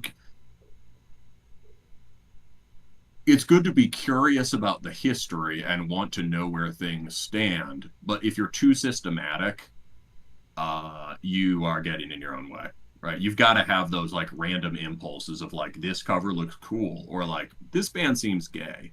And then maybe 10 years later, you'll be like, wait, that wasn't gay. Or maybe you'll be like, it was gay, and it was the best. Yeah, definitely, like, leave room to surprise yourself, like, leave room to find something that you should have listened to but just, like, haven't. I think it's really good to have a wide breadth of metal knowledge, but I think it's cool to just have weird gaps where you've, like, never listened to something. Like, I listened to Hammerheart by Bathory for the first time, like, 6 years ago. I barely know any Judas Iscariot. Yeah, right? Yeah, it's fun. This is bizarre because theoretically it's right up my alley. And you've told me about Judas Iscariot for years, and I've listened to, like, To Embrace the Corpse's Bleeding, but not anything before that. Boomdooger, genre tourism at its finest. Yes. Get me an Urgahal CD for $2 and let me die in peace. Yes. I fuck with Urgahal for sure. Through thick fog till death. I don't, but buying CDs for $2 because you like the cover rules. Hyper Shaman says, if you're too systematic, you become someone who thinks Carpathian Forest is really important to black metal history. Yes, that is true. That is true. Carpathian Forest is another good example. I'm compiling this list of bands that are objectively bad, but were very influential to things I like. Carpathian Forest has to be one, and of course also not Narbaleth. What's the Nargaroth? Oh yeah, Nargaroth. Yeah, Nargaroth is, like, very important, but it sucks. Burzum GameCube about evil.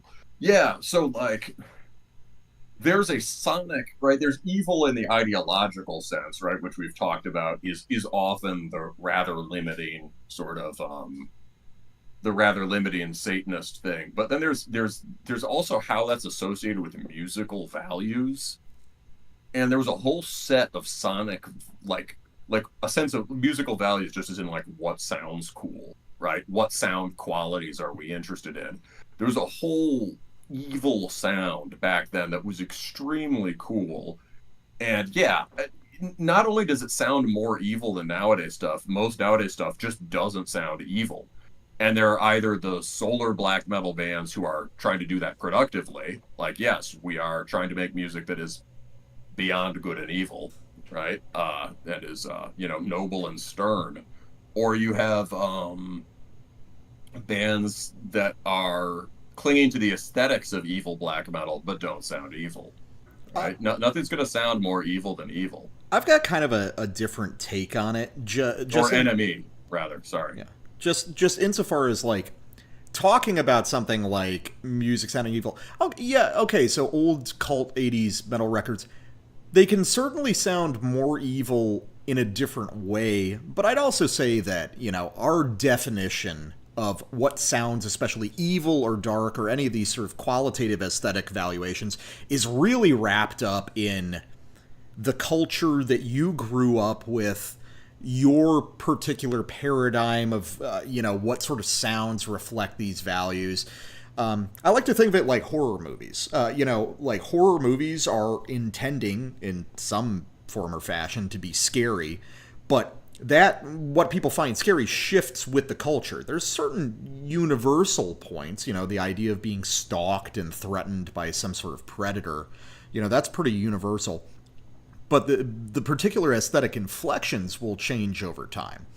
I wouldn't say that it's like necessarily true that the '80s metal records sound more evil, just that they sound evil in a different way, and that might resonate more strongly with some people than others.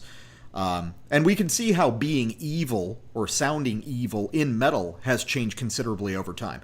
I'd really like to point out the noisy industrial black metal stuff that was coming out in the early to mid 2000s. Radically different definition of evil. Talking about a band like the Axis of Perdition, which used to be huge and now nobody fucking knows who they are anymore. They were going after a certain sound of like darkness and kind of fearful chaos, but obviously in a radically different way from anything from the 80s. I don't think it's really makes sense or is fair to say that one is more evil or darker than the other. It's just, a changing cultural inflection. Landfish, do we have a cowboy convolve image? If so, can you Oh put a yeah, link in the we've chat? seen that. Somebody was posting that in Discord the other day. Oh, yeah. He looks Let's very see if silly. we can find it. Well, we already have a possum. The possum is great. You can put a little hat on him. Yeah. Yeah. People thought DSO sounded very evil, right? That was their whole thing.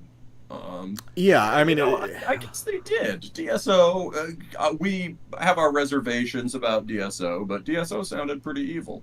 I think that it's also fair. Burzum GameCube, yeah, Axis of Perdition was like really Silent Hill connected.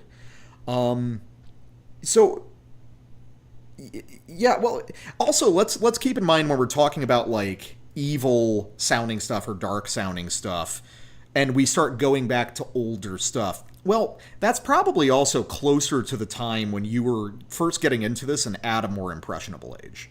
Like, it's very rare now that I hear anything that sounds evil, like especially like actually threateningly evil in metal. But that's also because I've been listening to this shit for 20 fucking years now. In the same way that like horror movies don't scare me anymore.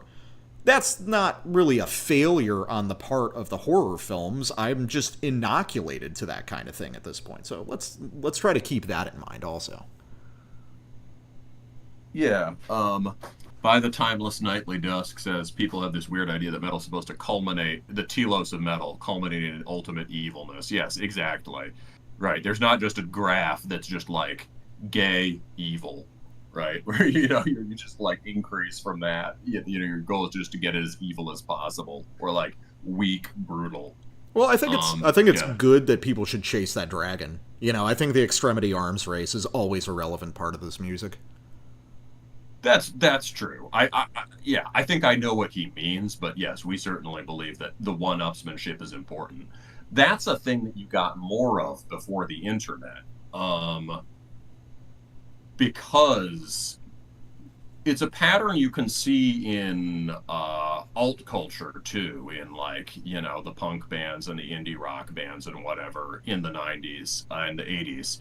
And it was perpetuated by the press, where it's just like, shoegaze is in now. No, now shoegaze isn't in. Shoegaze is bad. We hate shoegaze. And before that, it was like goth is in. Oh wait, no, now shoegaze is in, even though shoegaze sounds the same as goth. Um, and there are these trend cycles that were extremely arbitrary and limiting.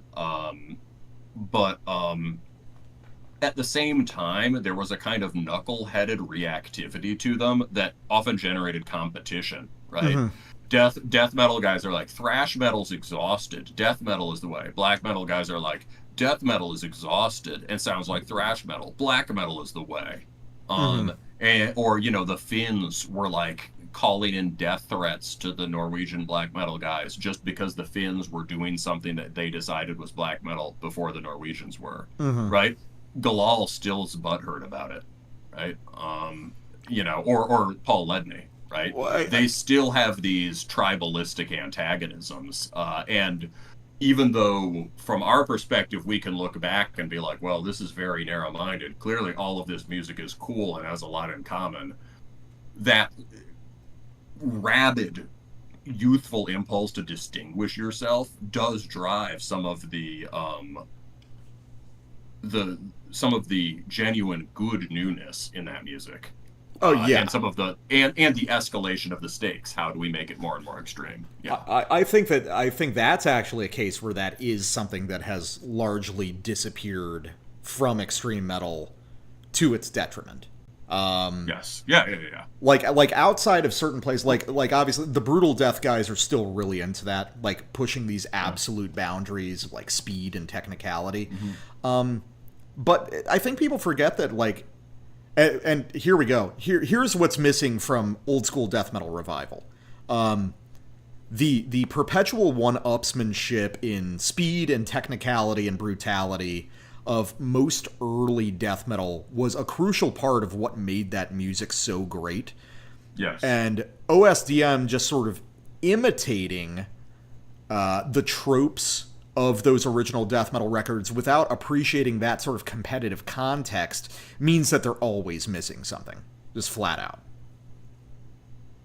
Yeah, I think that's right. And as you know, as I've tried to emphasize on the show, that was also in its own way part of black metal at the Oh beginning, yeah, right? yeah. That sort of aggression and extremity was central to it. They just tried to redefine what that meant. Yeah, some person GameCube. Yes, I think like Galal and Ledney are allowed to hate on whoever they want. They've earned that right. But yeah, we like they can hate on everything and they're cool, but we can also make fun of them for it. Oh yeah. And I'm totally not butthurt by Ledney's total mischaracterizations of Norwegian black metal. It didn't affect me at all, and I haven't lost sleep.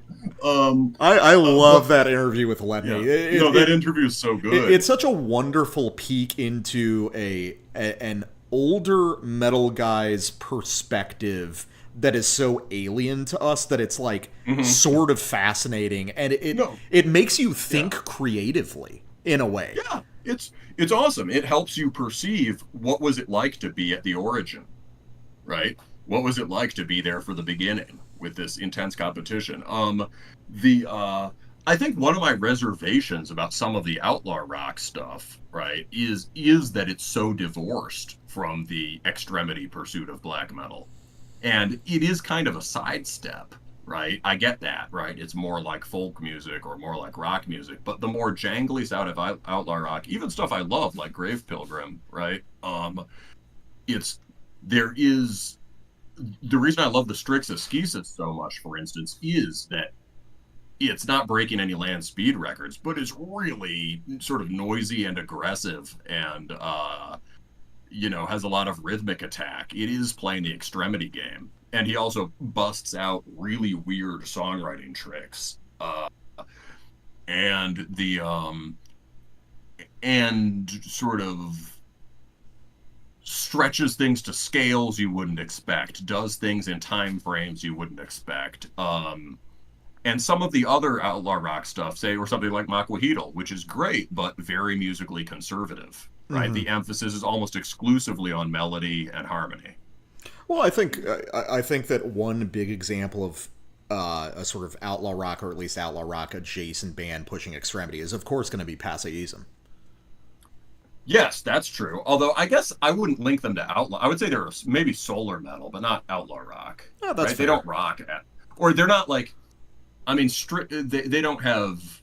I'm not sure we could even give them a roundabout link to rock or Murica. No, no, But but insofar as being something that's like closely related melodically yeah, to a lot yeah, of outlaw yeah, rock yeah. stuff, I think so. Hmm. But I also think that's interesting, just because I think there's so much potential there of like guys from like brutal death venturing into black metal. And I think one of the reasons I like Passeism so much is because it's sort of like me as a guy that really came up on death metal as the primary thing. The way they write music sort of reflects how I feel about black metal and what I prioritize in it. Because remember when we've spoken about me not really going to black metal for heaviness or aggression necessarily, because that's a fulfilled impulse by death metal. I think that they almost perceive it in a similar way. So they're bringing all this technical skill to bear, but they're going to black metal for something categorically different from the death metal that they're already well acquainted with. And in this case, it's this sort of like overflowing maximalist melody, which is paradoxically a much more death metal way to interpret it than like an actual like intensely black metal view of it. Hmm. Yeah, yeah, yeah. It's okay. What I'm realizing is I need to get some water. Uh, do you need a break at all? Well, I'm probably going to be turning in pretty soon because I've got work in the morning. But Oh, fair enough. Yeah, we could. I could run it for another 10 minutes. I think I can make it. yeah, I think that makes sense. We'll make it around 2 hours, and probably call it a night. But yeah, so Passeism is a point somewhere between chivalric, solar BM, and outlaw rock. Yeah, that's pretty much how I would characterize it. Modern OSDM tries to be groovy, catchy, and cavernous while missing the whole tension, violence, and adventure the original shit had. Yes, that was something that I talked about. It's like new school OSDM bands don't have blast beats anymore, which is bizarre because original death metal records are littered with really fast blast beats, and that's the lack of that is a sort of contrivance from people who don't listen to those old records nearly as much as they want to pretend they do. Uh, Dude, Cirith Ungol used to be called death metal. I love that. That's cool. Like with Manila Road, you can sonically hear the connection. I can't say I hear it with Cirith Ungol, but that's awesome still. Uh, Death metal, it's a vibe. I It mean, is. Well, yeah. I mean, oh, dude, the usage of that term. I mean, there was the death metal compilation that had like Halloween on it and shit back in like mhm. '85 or something. Uh, Yes, yeah, yeah, yeah. Yeah, some of those juxtapositions were pretty funny. Uh, yeah. By the way, I have no interest in the who is the first death metal band debate. It's a gradient, no. and you decide where it slips over wherever. It really doesn't matter. Oh, is Meet Us at the Southern Sign by Glory or Belly. Whoa. That's a French band, right? Um, Yeah, I don't think I've ever actually uh, heard Glory or Belly. I don't know if I've ever heard that either. There was Merrimack back then too. Oh The yeah. French, again, arguably the first band doing outlaw rock. Certainly, a lot of where I got the concept was from Bez Maash. Yeah. Um, and the and Bez Maash were tapped into this Jack Donovan, Paul Wagner stuff about becoming the modern Euro-American barbarian. But Bez Maash were doing that in France. And they just clearly were onto something. So I think the French have always had a weird way of rural French people position themselves as rednecks in order to wind people up, and also just probably because they like cowboys, maybe in the ways the Germans like Indians, right? The Germans love Native American stuff.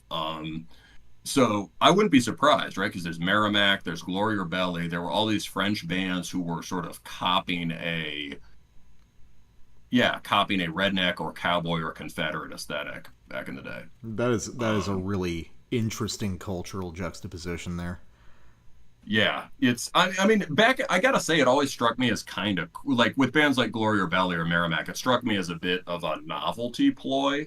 Um, uh, but maybe I'm wrong, right? Because if we're comparing it to these later bands like BMH, maybe there's actually something there, and the French are just really into this shit. Yeah. Mm, Morgan, this was a while back, but I forgot to address it. You asked how we felt about Lugabrum. I think they're really cool. De Vedequicken is a really cool record. I've heard a few others that are nice too, but yeah, really, really interesting, weird band. I don't know if I should say they deserve more attention because it's just such a niche thing, but yeah, they're really cool. mhm. I guess we can kind of pivot into kind of Q&A type stuff. Version GameCube says it's American blackface, burger face, Yeah. right? Yeah. So I guess Yeah. if anyone has any questions before we wrap up, we like to kind of leave a little Q&A stuff after we're done with our bulk rant. Yeah, I got some Q's, got some A's. Now I am going to get some water so that I don't Yeah, mad. go ahead. I'll hold it for a second. Thanks for holding down the fort. Aw. Ugh, man. Rings of Saturn isn't even melodic anymore. Yeah, well, I've never listened to a full Rings of Saturn song. I think I've heard 30-second clips, and that was more than enough for me. Let's see. What else? Passeism has members from an HM2 worship band. I'll have to look into that. I don't know anything about that. I just know that like the bassist, he was in 7H Target, I believe, which is a really cool band. Let's see what else. What do I hate more, Asphyx or Deceased? Definitely Asphyx. I don't really like Deceased on record, but I saw them live last year, and it's probably top 10 live sets I've ever seen. Those guys are fucking unbelievable, and those songs land in a completely different way in a live environment. It's so good. Let's see. Top King Cobra food hack. Oh, man. I think one of just the horrible potted meat nacho things. They all kind of run together because they're all kind of the same thing at the end of the day. But yeah, that was pretty notoriously raw. Cat food, Big Mac, of course, is up there, and the old classic of him almost burning his apartment down by trying to make fries. That's another great one. Why do I hate Asphyx? I can't even say that I hate Asphyx. I just find it extremely boring. I have tried repeatedly over the years to get into Asphyx because it seems like it should be up my alley, just this sort of like torturous, primitive doom death stuff. But it never really lands for me, and I don't really like Van Drunen as a vocalist. He's got this weird strained quality, and I'm just not into it. Burzum GameCube, was it the Ares Kingdom tour? No, Deceased was headlining. I think it was just like a random short run, but Ares Kingdom wasn't with them. What other bands would I do a full SEW style episode about? Fuck, man. That's a good question. Me personally, I could do one about Skepticism, without question. I think that they have a discography of a consistently high enough quality that it would be worth getting into. I think Morbid Angel would be really fun just because they're like one of the bands that I've listened to longest, and I've listened to all those albums so many times. I've got like intricate thoughts about all of them. I think it'd be really fun to do that for like Immortal, just because they're a band that is so good and so influential, but have been kind of like relegated to this side role in black metal these days when I think they're just much more important than that. Boomdooger, we've threatened to do like an insane 12-hour live stream where we review every Marduk record. I don't know, man. That's just I don't know if I would survive that process. Who else would I like to do that with? You know, it's like you kind of can't do Who would it. you like to do what with? What did I walk into? Oh, we had a good question from Morgan. It was, what other bands would we do a full SEW style episode about? And I was saying I could do that for Skepticism. I could do that for Morbid Angel. Yeah. And I was talking about Immortal. I think would be really interesting to do that with, because I think Immortal or Skepticism would be a good choice for both of us, right? That's another band that we both care. I care about Morbid Angel a lot. yeah, you yeah, just haven't listened to the whole discography though. yeah, yeah. Boomdooger, Marduk, yes, for sure. Well, unfortunately, the death metal guy is sober now, so we can't do our review every Marduk record marathon drinking game. Although God. you could take weed gummies or something. Oh man, I don't know if I would fucking be able to handle that. That's like fucking 16 albums, man. Yeah, maybe you'd have to really pace it. Every a new gummy every 4 records. Landfish, thought on Blizzard Beasts as the weirdo Immortal MA worship record. Yeah, that is a weird fucking album, man. Although I would say that like one of the secrets of Immortal is that they're all kind of Morbid Angel worship records. Like they're easily the most death metal of all the classic black metal bands. Like, and in some sense, like you could almost think of them as like a black death band. They got their battles in the north. They got their Blizzard Beasts. Blizzard Beasts is cool, very weird, very strange production, and it doesn't really have like big obvious songs to hang on to, but I think it's a good album. Rudy says, BBH, dude, to do a full rundown of BBH would be so fucking difficult. I mean, we could maybe like pick Forest. You could do it for a band. Yeah, you Yeah. couldn't do it for all of them. Especially given the volume of releases. Like Spite Extreme Wing, you could do a full rundown because of the intense concision, the economy, right? That's just 3 records plus the Magnificat Get In, Get Out. It was very limited. You could do the same thing for maybe the classic Immortal records or something. But yeah, I think finite discography is important for that kind of dedication. There's the other thing, like a death metal guy's guide to power electronics. Yes, a stench guide. I keep getting I think the stench guide, to stench and crust. the stench guide is great, and we could do that just like the Torture Doom episode, because I have so little experience with any of the stench stuff. I could just be the sounding board, and I could ask you dumb questions and shit. Right, I just inflict it on you for a while. Yeah, I think it'd be stench. Cool. Stench itself might be too narrow, because I would argue that like a lot of the classic stench bands do actually suck. At least last time I checked. So to me, it really is Amoebics and Deviated Instinct from the classic bands. And then many of the other best stench bands are, I've talked about this with Meat Man, but the other best stench bands are all called other things retrospectively. They're called death metal or death doom or grind. So it was a uniquely fertile genre in that it produced all this different stuff. Where like Sacrilege is arguably a stench band, but people call them thrash metal. Right? Let's see, OG Gorgoroth trilogy, that would be cool. One day I really want to do sort of a bonus episode about the first trilogy by Take. At one point, that's still on my list. Just Prophecy of Doom, yes. Sorry. Let's see. Sanko projects would be dope, yeah, but that's a lot. Druid, that would be really the black metal guys thing, because I just don't really like Druid that much. So, but it could be interesting to do. But that's also a lot of albums. Yeah, I don't think we want to do the single band thing too much. The Spite Extreme Wing thing really is supposed to stand on its own. That is a very special project that we've been like planning to do for years. That is our mutual, like literally it was on the list of, a podcast aside, it's like that's kind of list of things I need to do before I die. And we've done it, so that's pretty cool. But yeah, like it's I think Spite Extreme Wing's significance goes even beyond just the metal world, right? And it's uh yeah, it was really supposed to be a standalone thing by a band that's very special to both of us and has this. I mean, really, there are Spite Extreme Wing concepts throughout the podcast in terms of how we think about music, Mm-hmm. right? Yeah. We didn't necessarily get them all from Spite Extreme Wing, but from many of the same sources. And